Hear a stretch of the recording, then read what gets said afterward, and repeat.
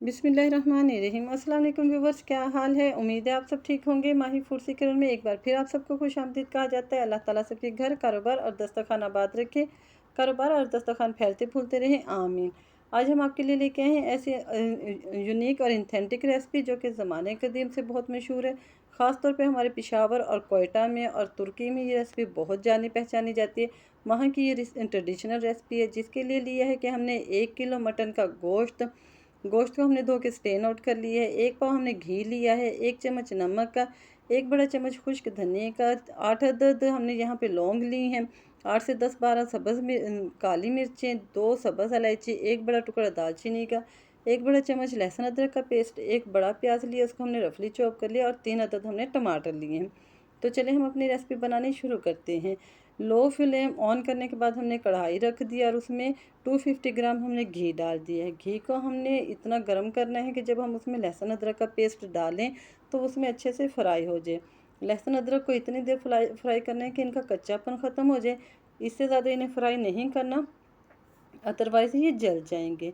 लहसुन अदरक हमारा फ्राई हो गया। अब हम डाल रहे हैं इसमें गोश्त। गोश्त जो है हमने चर्बी वाला लिए है, क्योंकि पेशावरी नमकीन गोश्त जो है, ये नमकीन गोश्त जो है ना, ये अपनी ही चर्बी में जब आहिस्ता आहिस्ता कुक होता है तो इसका बड़ा ज़बरदस्त फ्लेवर होता है। गोश्त को हमें इतनी देर भूनना है कि लहसुन अदरक की वजह से गोश्त की जो एक ख़ास किस्म की भीनी भीनी खुशबू होती है वो ख़त्म हो जाए। मैक्सिमम 5 से 6 मिनट गोश्त की भुनाई कर लेने के बाद अब हम इसमें डालेंगे खड़े मिसाले, जो कि हमने आपको पहले भी बताए हैं। स्पाइसेस डाल देने के बाद यहाँ पे हम 5 से 6 अदद साबुत मिर्चें डाल रहे हैं। मिर्चें हमने डंडी के साथ ही डाल दी हैं। इसके बाद अब हम डालेंगे इसमें प्याज, जो कि हमने रफली से कट कर लिए थे। चीज़ों को बारीक कटिंग करने की ज़रूरत नहीं, क्योंकि गोश्त जब पकेगा तो ये चीज़ें तमाम उसमें अच्छे से घुल जाएंगी। टमाटरों के हमने दो दो टुकड़े कर लिए हैं और वो इसके ऊपर रख रहे हैं। ये तमाम चीज़ें रखने के बाद मैं यहाँ पे डाल रही हूँ इसमें 1 लीटर पानी, क्योंकि मैं इसको कढ़ाई में पका रही हूँ। अगर आप इसमें को अवन में पकाएं तो आप इसमें हाफ़ लीटर पानी डालिएगा। स्टार्ट में हम फ्लेम को हाई कर देंगे ताकि गोश्त में अच्छे से उबाल आ जाए। 2 से 3 मिनट हाई फ्लेम पे पकाने के बाद हम फ्लेम इसको लो कर देंगे। मैक्सिमम 30 से 35 मिनट फ्लेम लो रखना है ताकि गोश्त अच्छे अच्छे पक जाए। 30 मिनट गुजर चुके हैं, गोश्त में उबाल आना शुरू हो गए हैं। सबसे पहले चिमटे की मदद से जो है ना तमाम टमाटरों का छिलका उतार लें, ताकि जब हम गोश्त की भुनाई करें तो छिलका हमारी भुनाई में खड़ा खड़ा नज़र ना आए और टमाटरों का गुद्दा जो है ना वो अच्छे से घुल मिल जाए। टमाटरों का छिलका उतार देने के बाद दोबारा चम्मच चलाएं और गोश्त को कवर करके 20 मिनट के लिए छोड़ दें, बिल्कुल लो टू मीडियम फ्लेम पे। 20 मिनट गुजर गए हैं व्यूवर्स, देखें माशाल्लाह गोश्त जो है ना हमारा फुल टर्न हो गया, बहुत अच्छे से गल गए, कितनी ज़बरदस्त इसकी लुक बनी है।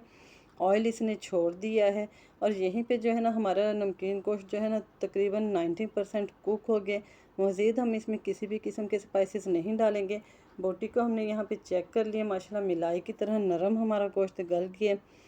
नमकीन गोश्त के टेस्ट को बढ़ाने के लिए हम यहाँ पे डाल रहे हैं आधा चम्मच ब्लैक पेपर पाउडर। आप अपने टेस्ट के अकॉर्डिंग डालिएगा। फ्लेम को बिल्कुल दम वाली पोजीशन पे लें, जैसे कि हम किसी चीज़ को दम लगाते हैं तो बिल्कुल लो टू मीडियम फ्लेम कर लेते हैं। मज़ीद हम इसमें कुछ भी नहीं डालेंगे और कवर करके छोड़ देंगे। गोश्त हमारा डन हो गया है। अब हम इसे करते हैं डिश आउट, जिसके लिए हमने एक छोटा सा प्यारा सा बाउल ले लिया है स्टील का और सारा गोश्त उसमें हम डाल रहे हैं। इसको आप चम्मच के साथ खाएं, रोटी के साथ खाएं, बहुत मज़े का लगता है। जस्ट नमक छिड़क लें इसके ऊपर। ये थोड़ा सा टेस्ट को बढ़ाने के लिए चाहें तो इसमें आप चाट मसाला भी ऐड कर सकते हैं। सब्ज़ धनिया डाल देने के बाद ये इसकी फ़ाइनल लुक है। आप भी इस रेसिपी को ज़रूर ट्राई कीजिएगा और हमें अपनी फ़ीडबैक से ज़रूर आगाह कीजिएगा। अगर हमारे चैनल पर नए हैं तो चैनल को सब्सक्राइब कीजिएगा, वीडियो को लाइक कीजिएगा। इसके साथ ही हमें दीजिए इजाज़त। अल्लाह हाफ़िज़।